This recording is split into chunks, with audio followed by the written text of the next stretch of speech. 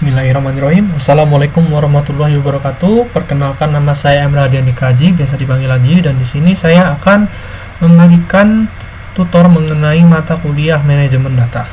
Oke.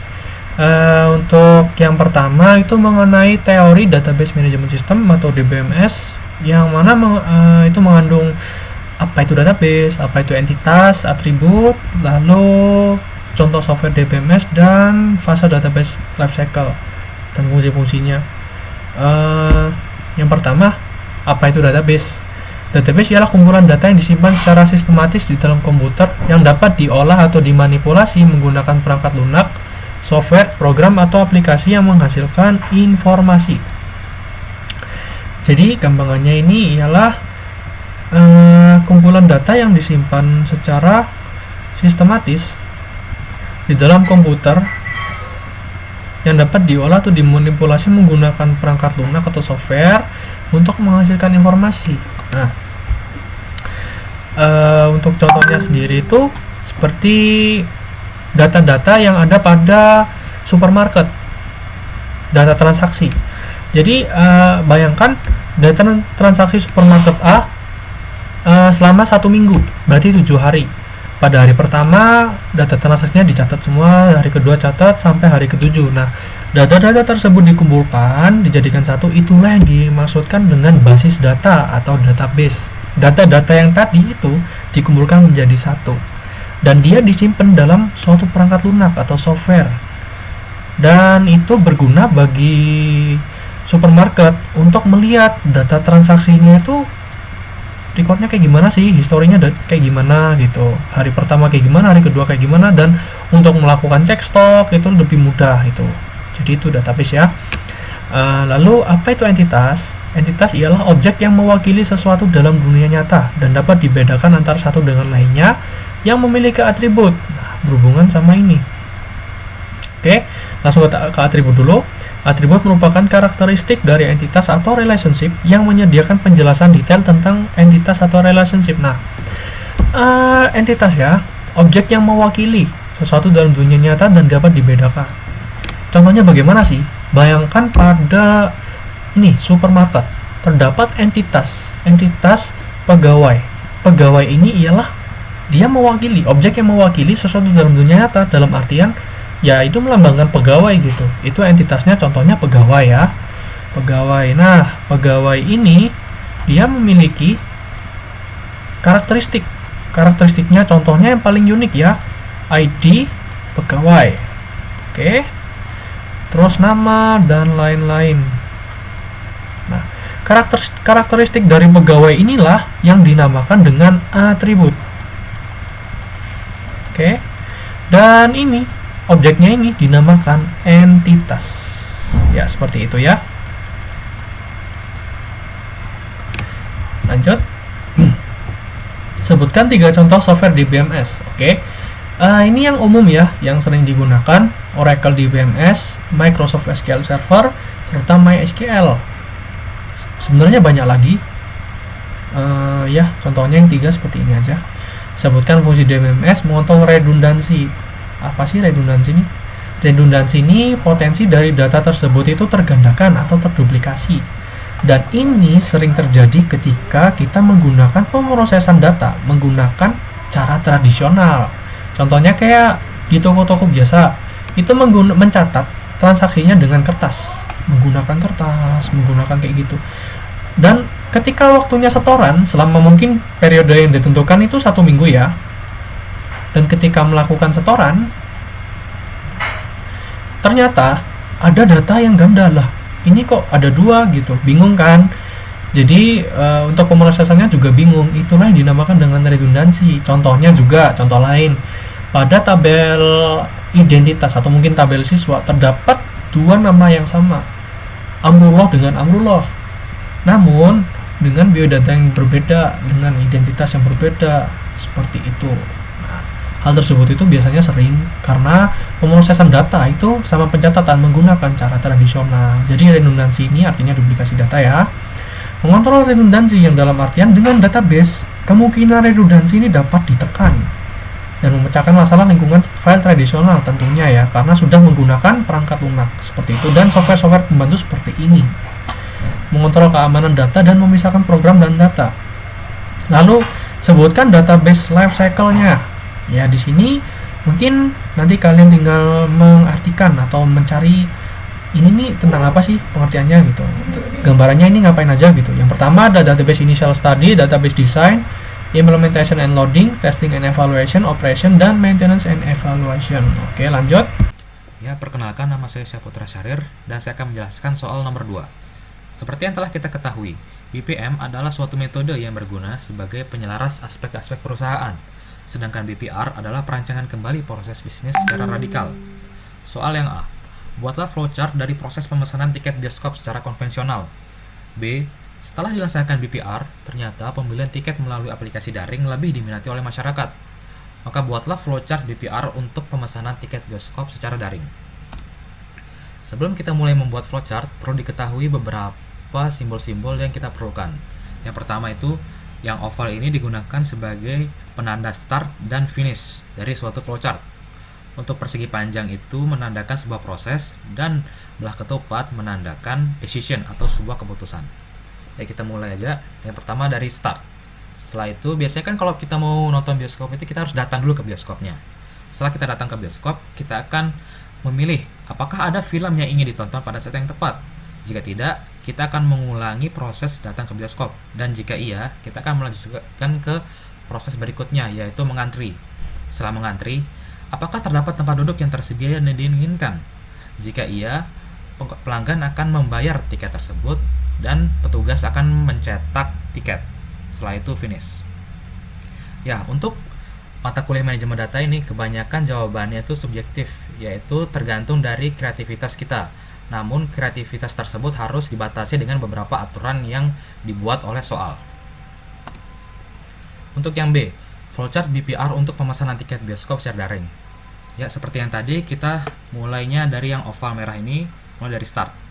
Setelah start, kita akan menyiapkan perangkat atau gawai yang dibutuhkan, seperti HP ataupun laptop. Setelah itu, pelanggan akan membuka aplikasi pemesanan tiket. Aplikasi ini tergantung dari bioskop mana yang diinginkan. Setelah itu, pelanggan akan memilih film yang diinginkan. Apakah terdapat jenis dan jadwal film yang diinginkan? Jika iya, maka pelanggan akan memilih tempat duduk, dan jika tidak, pelanggan akan kembali memilih film yang diinginkan. Nah, setelah memilih tempat duduk, apakah terdapat tempat duduk yang diinginkan? Jika iya, maka akan berlanjut ke metode pembayaran, dan jika tidak, maka dia akan kembali ke memilih tempat duduk. Apakah terdapat metode pembayaran yang sesuai yang diinginkan oleh konsumen? Jika iya, maka pelanggan akan mendapatkan tiket elektronik, dan setelah itu pelanggan akan mencetak tiket elektronik di bioskop. Setelah itu finish.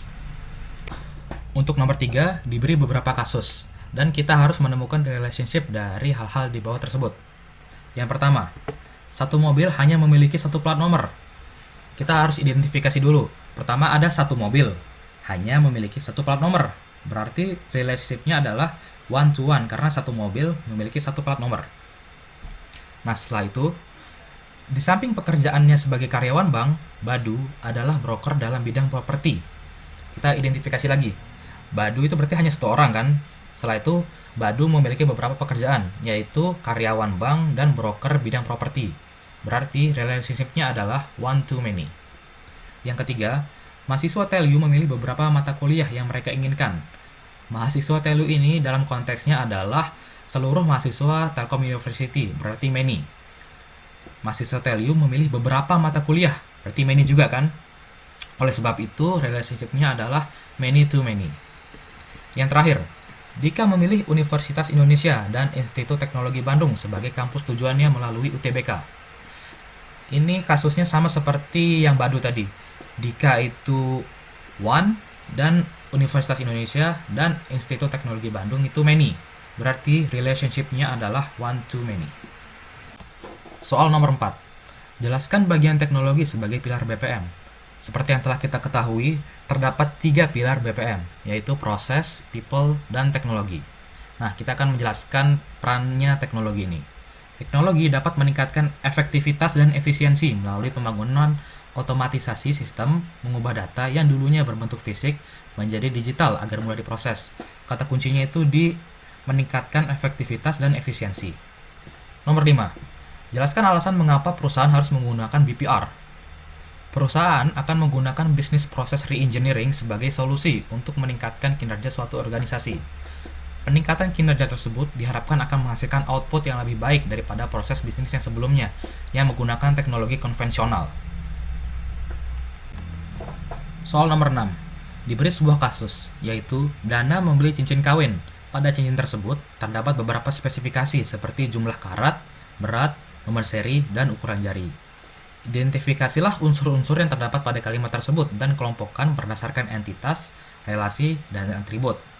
Nah, ini kan ada 3 hal yang harus kita cari nih, yaitu entitas, relasi, sama atribut. Yang pertama, entitas. Entitas dari kalimat tersebut adalah pelanggan. Pelanggan ini maksudnya dana, dan cincin kawin, yaitu cincin.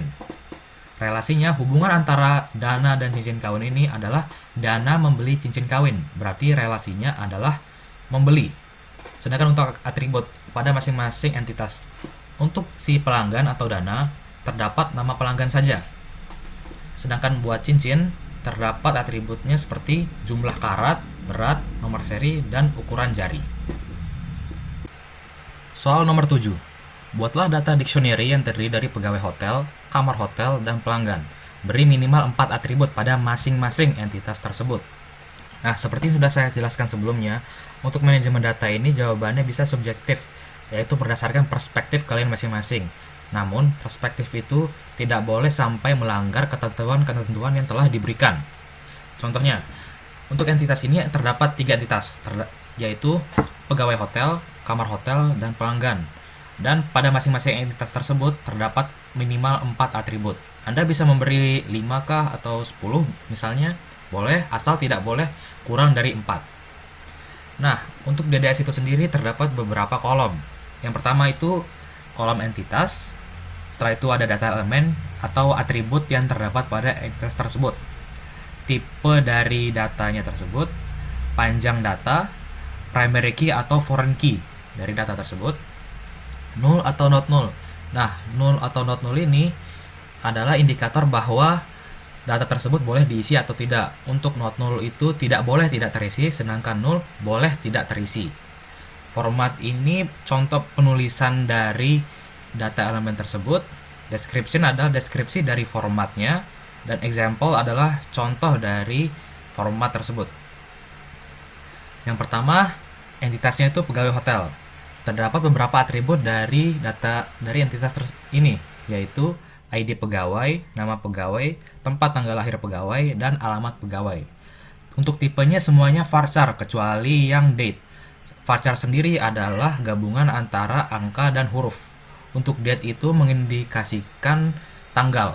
Jadi dia punya tipe sendiri untuk tanggal. Sedangkan length bisa kita lihat sendiri. Untuk primary key atau foreign key-nya itu, primary key ini adalah kunci primer, yaitu hal yang unik yang hanya terdapat pada pegawai hotel, yaitu ID pegawai. Untuk null atau not null, semuanya not null, berarti semuanya itu harus diisi, tidak boleh ada yang tidak terisi. Untuk format ID pegawai itu 112222, nama pegawainya itu langsung aja kan karena itu tidak ada ketentuan khususnya. Untuk tempat tanggal lahir pegawai, formatnya itu DD MMYY.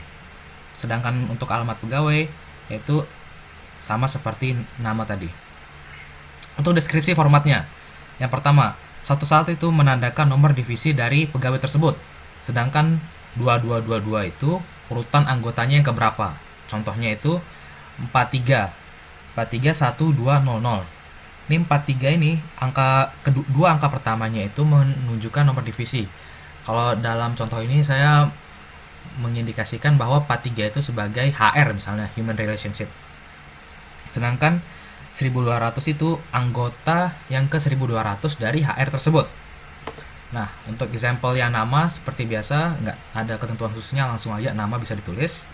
Untuk yang tempat tanggal lahir pegawai, deskripsinya itu D itu hari, M itu bulan, Y itu tahun. Contohnya tanggal 12 bulan 4 tahun 1999. Untuk alamat pegawai, langsung saja seperti nama itu. Entitas kedua adalah kamar hotel. Pada kamar hotel, primary key-nya adalah nomor kamar bertipe varchar dan panjangnya ada 3. Format dari nomor kamar itu adalah ZCC. Deskripsinya, Z itu menunjukkan lantai kamar dan CC adalah urutan kamar yang nomor berapa. Contohnya, kamar pada hotel tersebut adalah 312. 3 itu menunjukkan lantai kamar, berarti dia ada di lantai 3. Sedangkan 12 dia adalah kamar urutan nomor ke-12. Yang kedua ada jumlah kasur. Jumlah kasur ini bertipe number karena hanya terdiri dari angka saja. Lengthnya 1 dan formatnya itu X, yaitu X itu menandakan jumlah kasur. Contohnya 2. Jumlah kasurnya ada 2 buah. Atribut yang ketiga adalah luas kamar. Tipenya varchar, length maksimalnya itu 4. Tidak ada ketentuan khusus untuk formatnya, jadi tinggal tulis saja 20. Contohnya 23 meter persegi. Untuk harga kamar itu tipenya varchar karena ada gabungan antara angka dan huruf seperti rupiah dan angkanya yang di sini 500.000 rupiah. Untuk panjang ini dia 20 kan ya. Untuk 20 itu hanya maksimalnya saja, berarti bisa kurang dari 20 atau maksimalnya 20. Dan entitas terakhir adalah pelanggan. Data elemen pelanggan ini adalah ID pelanggan, nama pelanggan, alamat pelanggan, dan lama menginap. Semuanya varchar. Untuk ID pelanggan, lengthnya itu adalah 6 dan dia adalah primary key dari atribut pelanggan tersebut. Formatnya adalah www.key. W itu adalah jenis kamar yang dipesan dan key-nya itu adalah urutan pelanggan yang keberapa. Contohnya, ini ID pelanggan yang memesan kamar di hotel ini adalah 13754. 13 ini jenis kamar yang dipesan antara dia single atau double bed. Untuk 754 itu dia adalah urutan pelanggan keberapa yang memesan kamar yang bertipe sama. Untuk nama pelanggan, length maksimalnya 50. Untuk alamat pelanggan, length maksimalnya 80, sedangkan lama menginapnya itu lengthnya 20. Oke, kita masuk ke ERD.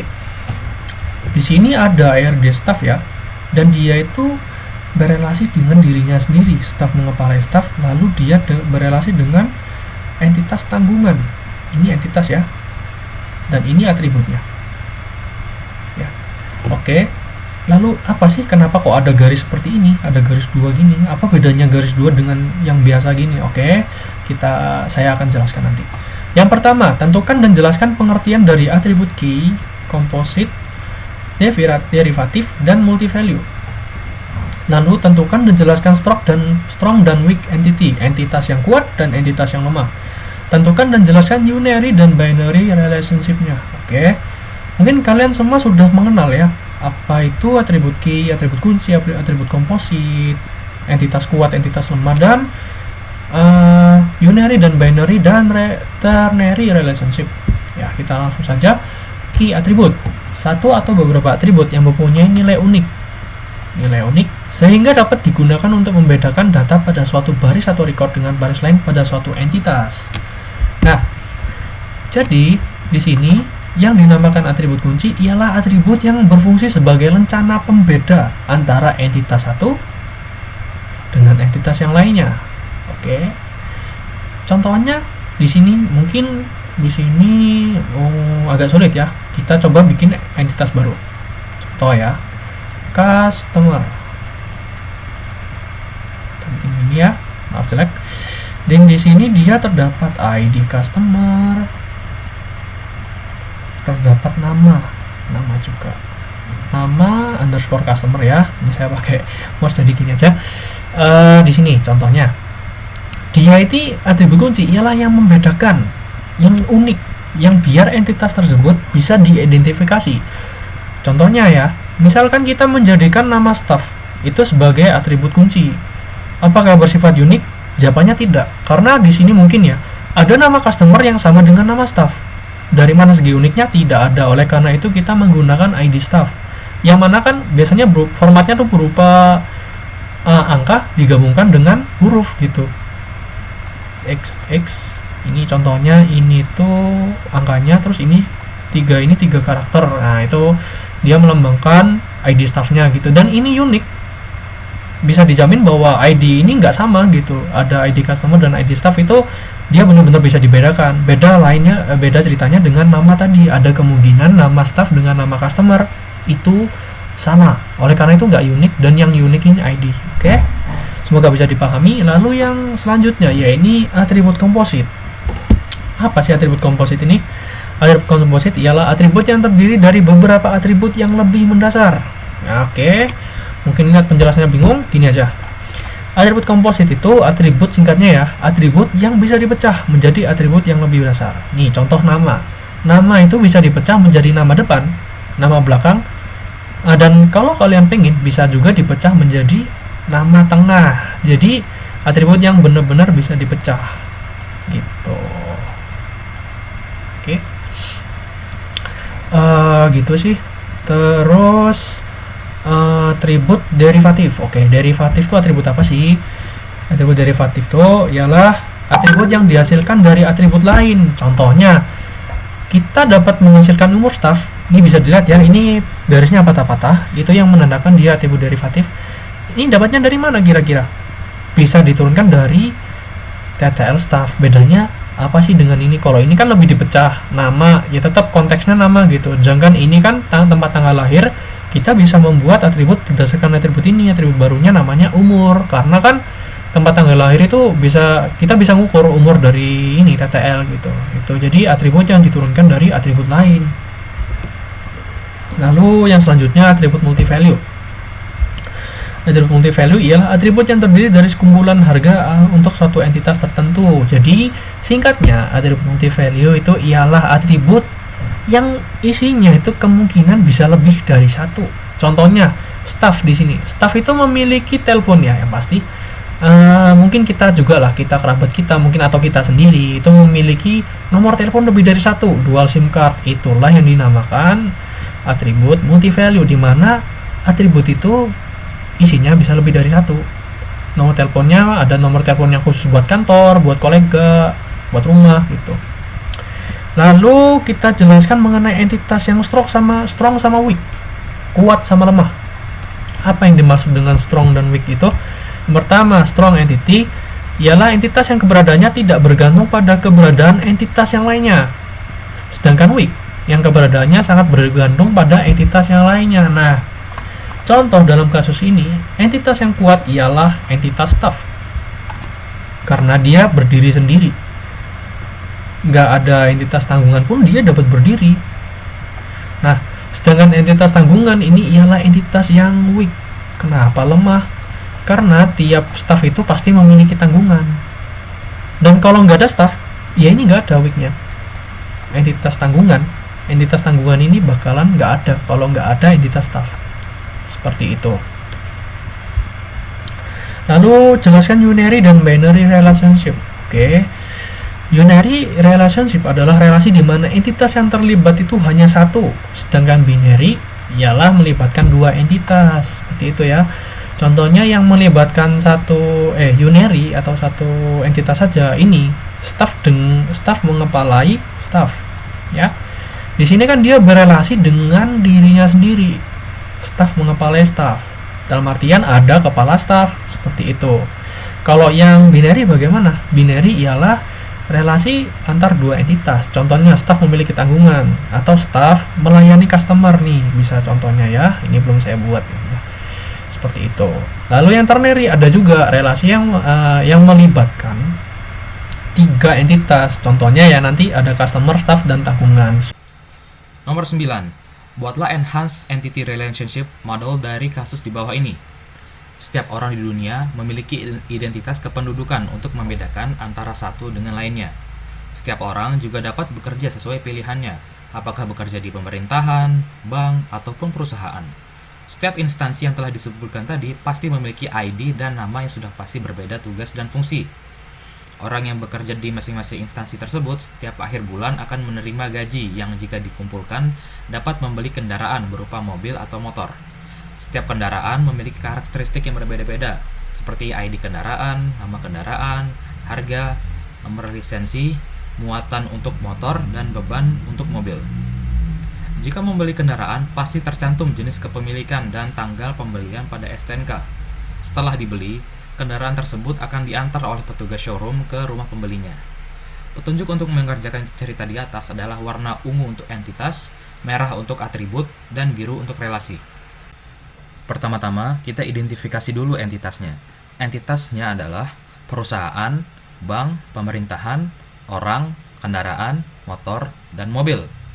Seperti yang disebutkan oleh soal tadi, untuk entitas warnanya itu adalah ungu, untuk atribut warna merah, dan untuk relasi warnanya biru. Atribut dari perusahaan adalah ID perusahaan dan nama perusahaan. Untuk bank, terdapat ID bank dan nama bank. Sedangkan pemerintahan memiliki ID instansi dan nama instansi sebagai atributnya. Pada kalimat kedua soal tersebut, disebutkan bahwa setiap orang dapat bekerja sesuai pilihannya. Oleh karena itu, constraint yang menghubungkan antara pekerjaan dengan orang adalah overlap yang memiliki lambang O. Dan completeness constraint-nya adalah total atau garis dua ini. Karena setiap orang dalam kasus ini pasti bekerja di pemerintahan, bank, atau perusahaan. Entitas orang ini memiliki atribut berupa nomor KTP. Pada paragraf kedua soal disebutkan bahwa orang dapat membeli kendaraan berupa mobil atau motor dari gaji yang telah mereka terima. Relasi antara orang dengan kendaraan tersebut adalah beli. Pada beli tersebut terdapat atribut berupa jenis kepemilikan dan tanggal pembelian. Constraint dari kendaraan dengan motor dan mobil adalah overlap juga dan memiliki parsial. Overlap karena sebuah entitas dapat menjadi anggota lebih dari satu subkelas. Parsial diindikasikan dengan satu garis karena kendaraan tersebut bisa saja berupa motor atau mobil. Atribut kendaraan adalah ID kendaraan, harga, nama kendaraan, dan nomor lisensi. Atribut untuk mobil adalah beban dan motor muatan. Kita ke nomor 10. Manajer sebuah hotel meminta Anda untuk membuatkan rancangan aplikasi database booking dan reservasi hotel. Aplikasi yang diminta untuk Anda rancangkan dapat melakukan pengolahan fungsi seperti ini.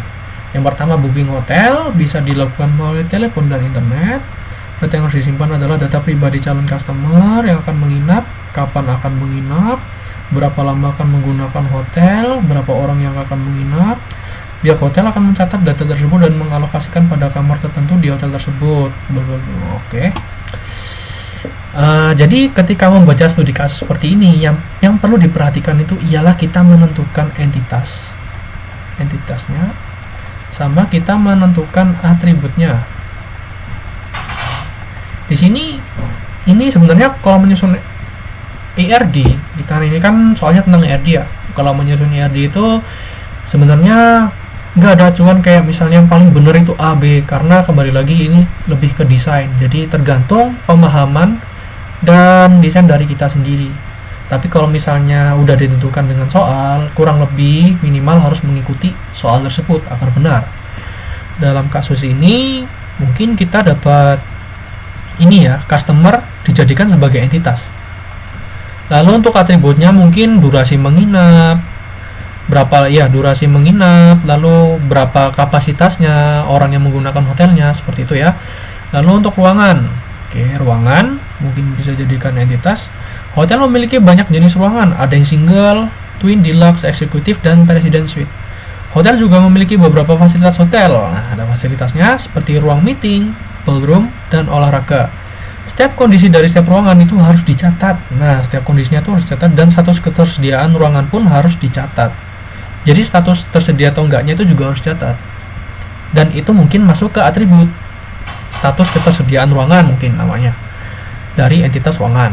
Setiap ruangan itu diberi kode tertentu. Nah, ini yang nanti mungkin di atributnya bisa dinamai KD ruangan, kode ruangan, kode underscore ruangan, KD underscore ruangan, atau ID ruangan ya. Mungkin kalian sebagai reminder aja ya, untuk penamaan atribut itu nggak boleh ada spasi. Jadi untuk pemisahnya kita menggunakan underscore ya. Setiap lantai yang terdiri dari beberapa ruangan dikelola oleh seorang supervisor. Nah, seperti yang tadi berarti kita memiliki relasi di mana si staff ini dia berelasi dengan dirinya sendiri karena ada kepalanya ya, dan mengapali 3 orang staf. Nah, benar kan? Seperti itu. Lanjut ke berikutnya, penjualan. Selain menyewakan ruangan hotel, ada juga restoran yang menyediakan berbagai makanan. Oke, berarti di sini kita mendapatkan restoran yang menyediakan berbagai makanan dan minuman ringan. Setiap terjadi transaksi penjualan, datanya harus dicatat dan terintegrasi terhadap sistem penyewaan ruangan. Oke, mungkin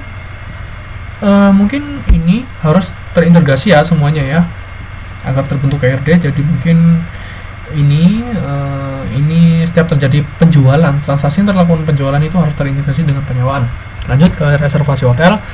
Setiap terjadi penyewaan ruangan, data yang harus dicatat adalah informasi penyewa. Oke. Tanggal penyewaan ini pasti masuk atribut semua, nomor ruangan, durasi pengguna ruangan hotel. Oke. Jadi ini mungkin nanti hubungannya dengan penyewaan dan entitas customer. Lalu pada penyewaan fasilitas hotel, di dalam hotel itu juga tersedia tempat olahraga. Ini ke fasilitasnya ya. Tempat olahraga, entertainment, ruang meeting, dan lain-lain. Setiap transaksi penyewaan ruangan selain kamar hotel itu harus disimpan datanya, yaitu data tentang penyewa, ruangan yang disewa. Nah, ini menyambangkan bahwa ini nih berelasi semuanya ya. Setiap data staf yang bekerja, oke, kita benar-benar dibikinin entitas staf. Harus dicatat dalam aplikasi. Setiap staf bertanggung jawab terhadap penjualan, penyewaan maupun peminjaman fasilitas. Berarti otomatis staf ini berelasi dengan semuanya. Gak usah bingung ya tentang berelasi. Sepemahaman saya, asal antara entitas itu nyambung, ada hubungannya. Oke, mungkin nanti akan saya jelaskan lebih lanjut berdasarkan studi kasus tersebut. Pertama, buatlah IRD dilengkapi dengan batasan partisipasi dan rasio kardinalitas. Mungkin kalian sudah belajar ya. Kalau yang belum, mungkin ini insight. Batasan partisipasi ini ialah batasan partisipasi total dan parsial, di mana total itu wajib berelasi, sedangkan parsial itu tidak. Dan kalau misalnya total itu biasanya dilambangkan dengan 1 atau garis 2. Kalau misalnya parsial itu dia dilambangkan dengan garis 1 atau 0. Ya, seperti itu. Untuk rasio kardinalitas, ini batasannya, batasan partisipasi. Untuk rasio kardinalitas ini lebih ke hubungan one to many, many to many, many to one. Misalnya guru dengan siswa. Guru dengan siswa itu kita membuat ini guru siswa, hubungannya one to many mungkin ya. Kita coba bikin one to many dulu. 1N. Ini gambaran aja, harusnya ada relasi gitu ya. Jadi satu guru mengajar banyak siswa. Inilah yang dinamakan dengan rasio kardinalitas. Lalu tentukan key multi-value, composite, dan derived attribute dari IRD tersebut. Nah, di sini ini saya opsionalkan karena ini kan sesuai dengan pemahaman dan desain kalian. Kalian akan mendesain bagaimana, akan menginterpretasikan soalnya itu bagaimana dalam bentuk IRD. Jadi mungkin ada yang tidak ada di atributnya, itu ada yang nggak memiliki atribut multi-value, ada yang nggak memiliki composite dan derived. Tapi alangkah lebih baiknya jika kita mengikuti soal ya. Seperti itu. Lalu buatlah desain database-nya. Ya, seperti ini ya. Saya zoom dulu. Sebentar. Oh ya, sebelum itu saya membuat 2 tipe IRD. Yang pertama IRD dengan lengkap dengan atribut dan dengan notasi batasan partisipasi garis 1 dan garis 2. Lalu yang kedua, saya menerapkan IRD versi tanpa atribut karena dosen saya sebelumnya menggunakan ini. Tujuan saya dari membuat 2 versi IRD ialah mungkin ada beberapa kelas yang diajarkan dengan dosen menggunakan IRD yang ini, ada juga yang seperti ini. Jadi nggak usah bingung-bingung, nanti tinggal memakai salah satunya saja, tergantung arahan dan penilaian dari dosen masing-masing. Seperti itu ya. Kita masuk ke IRD yang pertama dulu. Saya akan zoom dulu sebentar. Oke. Belum. Oke. Saya nggak bisa menggunakan mark ya, maaf, spidol. Nah, jadi di sini kita kan tadi ada reservasi hotel ya. Di sini terdapat entitas staff, terdapat entitas penyewaan, terdapat entitas penjualan, terdapat entitas restoran, terdapat entitas customer, fasilitas, dan ruangan. Untuk relasi sendiri kita baca ya. Yang pertama, staf mengepalai staf. Lalu staf mengelola penyewaan dan penjualan. Sementara restoran itu terdiri dari penjualan dan customer memesan di restoran. Customer menyewa fasilitas, customer menyewa ruangan, dan penyewaan itu terdiri dari fasilitas dan ruangan. Yang maksudnya penyewaan itu dilakukan terhadap fasilitas dan ruangan. Oke, mungkin relasi sudah saya anggap jelas ya. Untuk file lebih lengkapnya nanti ada di Google Drive. Langsung lanjut saja. Saya akan menjelaskan mengenai batasan partisipasi di sini dan rasio. Untuk batasan partisipasinya itu dinotasikan dengan garis ya, seperti ini. Garis satu seperti ini berarti melambangkan bahwa itu ialah partisipasi parsial, dan garis 2 melambangkan partisipasi total seperti ini, dan ini. Di sini partisipasi parsialnya bagaimana dan rasio kardinalitasnya bagaimana akan saya jelaskan. Staf mengepalai staf. Di sini rasionya 1N, berarti one to many, di mana satu staf mengepalai banyak staf dan banyak staf dikepalai oleh satu staf. Seperti itu. Lalu untuk batasan partisipasinya bagaimana? Karena ini satu berarti parsial yang menandakan bahwa ada staf yang mungkin nggak mengepalai staf, atau saya melambangkan parsial itu tidak wajib dan tidak harus dan tidak gitu intinya. Kok yang total wajib dan harus. Di sini berarti staf itu nggak wajib, atau mungkin ada staf yang nggak mengepalai staf gitu ya, karyawan-karyawan biasa itu. Sementara kalau kita yang baca yang total, banyak staf itu wajib dikepalai oleh satu staf. Kalau nggak dikepalai ya mungkin perusahaan itu nggak akan berjalan lancar gitu, karena kan staf itu harus ada kepalanya. Jadi seperti itu yang bacanya. Contoh lagi nih, staf dengan penyewaan. Di sini untuk rasionya sendiri ya, one to many. Untuk notasinya jangan bingung ya, ada N ada M, sama saja itu many. Yang sering digunakan sih 1N. Di sini satu staf mengelola banyak penyewaan dan penjualan. Ya kembali lagi ini tergantung perspektif kalian. Bisa saja saya menggunakan di sini many, banyak staf mengelola banyak penyewaan penjualan. Namun saya di sini hanya mencontohkan menggunakan satu aktor. Itu. Lalu kenapa kok ini parsial? Karena saya beranggapan bahwa nggak semua staf itu mengelola penyewaan. Ada staf yang hanya mengelola penjualan, dan nggak semua staf itu mengelola penjualan. Ada staf yang mengelola penyewaan, seperti itu.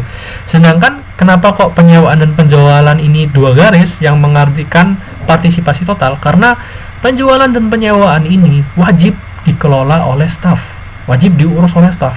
Kalau nggak diurus staf, ya nggak bakalan jalan gitu. Makanya saya kasih total. Dan ini parsial bukan dalam artian nggak diurus gitu. Maksud saya staf itu nggak semuanya ngurus penyewaan dan penjualan satu-satu gitu sih. Untuk atributnya seperti ini ya, ID staff, nama staff, ini komposit, terus ini multi value, derivatif yang diturunkan dari TTL, seperti itu. Ini atributnya kita sesuaikan saja ya sama yang tadi udah ditentukan soal, kayak status penyewaan, tanggal sewa, harga sewa, durasi sewa, seperti itu. Lalu di sini staf mengelola penjualan sudah dijelaskan. Penjualan terdiri restoran. Restoran itu terdiri dari penjualan. Di sini mungkin saya bisa dikatakan salah ya. Di sini mungkin harusnya cuma satu, karena satu restoran ya. Di hotel itu tadi kan di soal cuma satu restoran. Ya mungkin aja hotelnya gede gitu ya. Bisa jadi di dalam hotel itu ada banyak restoran, itu bisa jadi. Cuman kalau misalnya mau ngikutin normal, ini ganti satu aja. Jadi satu restoran terdiri dari penjualan, seperti itu. Banyak penjualan, dan di sini N-nya ya. Lalu customer nih yang paling penting. Customer di sini itu menyewa ruangan dan fasilitas. Dan di sini kenapa saya memberi parsial di sini, sedangkan di sini kok enggak gitu. Di fasilitas parsial kok di sini enggak gitu, di ruangan enggak. Karena menurut saya, karena ini hotel, tujuan utama dari customer itu pasti ke hotel untuk menginap, enggak selalu dia fasilitas. Tapi bisa diasumsikan kalau misalnya hotelnya itu sering dijadikan sebagai tempat seminar, tempat meeting gitu, ini bisa saja diganti menjadi partisipasi total. Namun saya beranggapan bahwa hotel ini khusus untuk orang-orang yang sering menginap gitu. Jadi customer itu nggak selalu menggunakan fasilitas, makanya saya parsialkan semuanya. Namun customer itu di sini ya, ruangan pasti disewa oleh customer, karena seperti tadi yang saya katakan itu khusus buat penyewaan. Namun di sini parsial ya, karena customer itu nggak tentu dia itu ke hotel buat nyewa ruangan, tapi bisa juga buat fasilitas seperti yang saya jelaskan di sini tadi ya, seperti itu. Lalu ini penyewaan fasilitas ya, penyewaan terdiri dari banyak fasilitas dan ruangan, seperti itu. Lanjut ke EAD selanjutnya untuk penjelasan lebih lanjut. Oke. Gambar cukup jelas. Di sini untuk versi EAD yang seperti ini untuk batasan dan rasionya nggak menggunakan garis double dan tidak menggunakan 1N atau MN ya, seperti ini ya.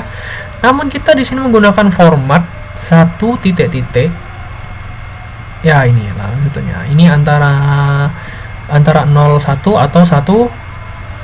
atau 1 bintang ya, seperti itu. Untuk yang kiri ini menjelaskan batasan partisipasinya, apakah dia parsial, apakah dia total. Parsialnya itu 0, untuk totalnya itu 1. Sedangkan yang ini menunjukkan rasio kardinalitas, apakah dia one, apakah dia many gitu. Oke, lanjut ke kayak tadi ya, misalnya contohnya nih staff nih, aku zoom dulu bentar. Nah ini bacanya ya, kalau misal dari kiri ini batasan partisipasi, berarti 0 yang menunjukkan parsial dan 1 menunjukkan total, menandakan bahwa staff itu belum tentu dia mengepalai staff gitu. Ada staff yang tidak mengepalai staff, sedangkan staff itu pasti dikepalai oleh staff. Lalu untuk yang kanan rasio koordinatasnya di sini menunjukkan 1 dan bintang. Oke, bintang di sini itu maksudnya many ya. Jadi sama dengan N dia itu. Jadi satu staff mengepalai banyak staff, seperti itu. Lalu untuk versi EAD seperti ini ada 2 poin yang penting untuk dicatat. Yang pertama, ketika relasi terjadi antara 2 entitas dan dia itu rasio kardinalitasnya many to many, ya seperti ini ya contohnya ya. Ini kan customer dan ruangan kan many to many, namun kenapa dia di sini satu? Nah, peraturannya ketika terdapat 2 entitas yang berelasi dan dia itu many to many, diganti jadi 1 rasio kardinalitasnya, lalu dibuat garis titik-titik, membuat entitas baru dengan nama customer, nama entitas 2 entitas ini customer underscore ruangan, seperti ini. Lalu untuk ini untuk rasio dan batasannya dibikin seperti ini, 1 titik-titik bintang. Jika 2 entitas itu memiliki many to many ya, jika tidak ya nggak usah gitu ya. Contohnya seperti ini juga ya, penjualan dan restoran, harusnya dia many to many gitu, dibikin penjualan underscore restoran, diganti 1. Untuk batasannya tetap ya di sini ya, kalau misalnya 0 kayak tadi contohnya 0 ya 0, kalau misalnya 1 ya 1 gitu. Dibikin terus ini udah bawaan ya, jadi 1 titik bintang, 1 titik bintang. Yang kedua, kalau misalnya tadi kan dibagi tuh kayak fasilitas terdiri dari ruang meeting, ballroom, dan ruang olahraga, lalu ruangan terdiri dari single, twin, deluxe, executive, dan president state, itu bisa kita langsung jabarkan di sini sebagai entitas. Cuman dia menganak ke entitas yang utamanya fasilitas dan ini ruangan gitu. Itu untuk sisanya mengikuti sama seperti yang tadi. Kita lanjut ke tabel relasionalnya ya, ke tabel desainnya. Oh ya, untuk key atributnya seperti yang tadi ya. Key atributnya yang membedakan. Di sini kita punya ID staff, punya ID penyewaan, ID fasilitas, ID ruangan, dan ID customer, ID penjualan, ID restoran. Ingat, key atribut dalam ini, key atribut ini diamungkan dengan seperti ini ya, dikasih garis. Oke. Lalu untuk derivatifnya, derivatif yang diturunkan, umur diturunkan dari TTL. Lalu untuk komposit, itu kita punya nama depan dan nama belakang ya, diturunkan dari yang bercabang dari nama customer. Seperti itu ya, komposit itu yang bisa dipecah lagi seperti itu. Oke, untuk penulisannya mungkin bisa seperti ini ya, karena dulu saya menulisnya seperti ini. Lalu kita masuk ke tabel desainnya. Jadi setelah kita selesai membuat TRD, kalau diinformasikan di soal disuruh untuk membuat tabel desainnya atau TRD-nya, kita buat seperti ini. Bagaimana cara kita menentukan ini? Kan ada nih, mungkin kalian semua sudah belajar yang namanya primary key dan foreign key. Mungkin yang belum, saya akan jelaskan secara singkat ya. Primary key ini ialah kunci utama yang dimiliki oleh suatu entitas. Contohnya itu seperti ini ya, ID staff. ID staff ini di sini kunci utama yang dimiliki oleh tabel staff. Kalau di sana RD entitas staff. Dan foreign key ialah dia itu sebagai penghubung gitu. Nah, di sini dia sebagai penghubung di tabel penyewaan ID staff. Dia menggunakan primary key-nya untuk menghubungkan dengan tabel penyewaan dan ditaruh di sini. Nah, bagaimana sih kita mengetahui cara meletakkan primary key sebagai foreign key pada tabel tertentu? Kenapa kok nggak ID penyewaan yang ditaruh di tabel staff? Nah, seperti ini peraturannya. Ketika ada dua entitas yang berelasi, contohnya itu staff dan penyewaan ya, dan entitas yang memiliki rasio kardinalitas lebih rendah daripada entitas lainnya, maka ID atau bukan ID, primary key-nya dari entitas yang lemah tersebut itu harus mengikuti ke entitas yang kuat. Nah, seperti ini. Contoh, staff dengan penyewaan, kita melihat rasio kardinalitasnya ya, one to many. Staff mengelola penyewaan. Satu staff mengelola banyak penyewaan. Ini asumsi saya ya. Bisa saja kan many to many gitu. Jadi kalau misalnya ada yang rasio kardinalitasnya lemah seperti ini, itu misalnya primary key-nya staff ini ID staff ya. Kita pakai contoh yang lebih enak aja. Sebentar. Primary key-nya itu ID staff.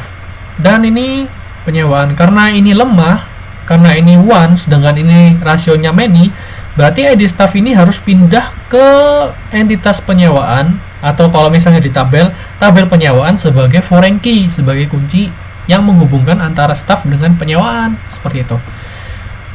Contohnya seperti ini ya. Nah, bisa dibuktikan ya, staff penyewaan karena relasinya ini one dan ini relasinya many, ini lebih lemah, maka dia mengikuti ini, harus berperan sebagai FK di penyewaan. Seperti itu ya. Di sini ID staff bisa dilihat. Kita kasih contoh satu lagi. Contohnya ini.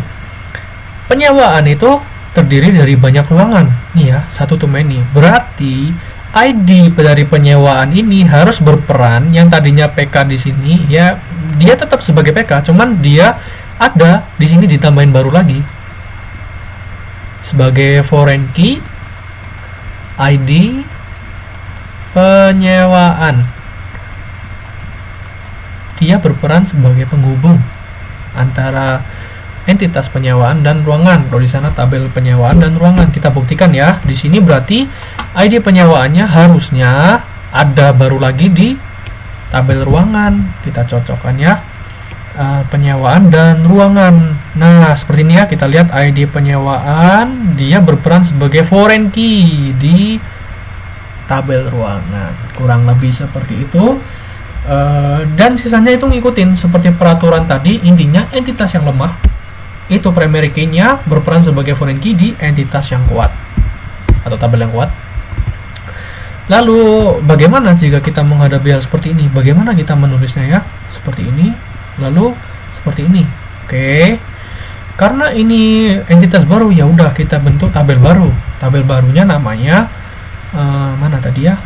Penjualan restoran, yang mana isinya pasti kalau misalnya hasil many to many itu isinya pasti primary key dari kedua entitas yang berelasi. Dalam kasus penjualan restoran ini berarti kita ngambil ID primary key-nya dari penjualan dan restoran. Berarti ID penjualan sama ID restoran, dan dia itu ketika di tabel nggak berperan sebagai PK aja, tapi juga sebagai FK. Nggak usah bingung, maksudnya itu nanti di tabel kita tinggal kayak gini ya. Contohnya ini itu dia nanti ada tulisannya PK, ia juga FK gitu, PK atau FK.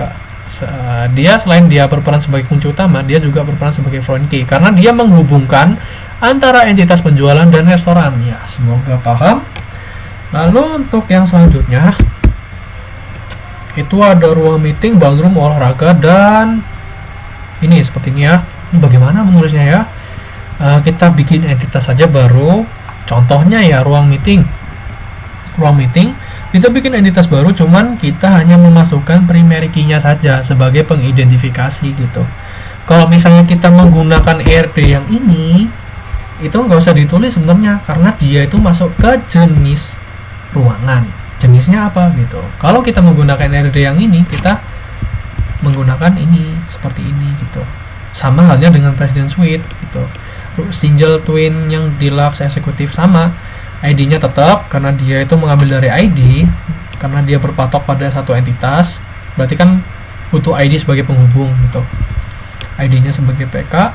Lalu di sini kita hanya mengambil harga dan kapasitas ruangannya saja. Oke. Ini kurang lebih seperti itu. Baik, sekian video tutorial kelas mata kuliah manajemen data. Semoga dapat bermanfaat. Untuk soal dan juga jawaban beserta file PowerPoint dari video kali ini bisa dilihat di bank soal Hima MBTI atau teman-teman bisa langsung klik link di deskripsi box. Terima kasih. Wassalamualaikum warahmatullahi wabarakatuh.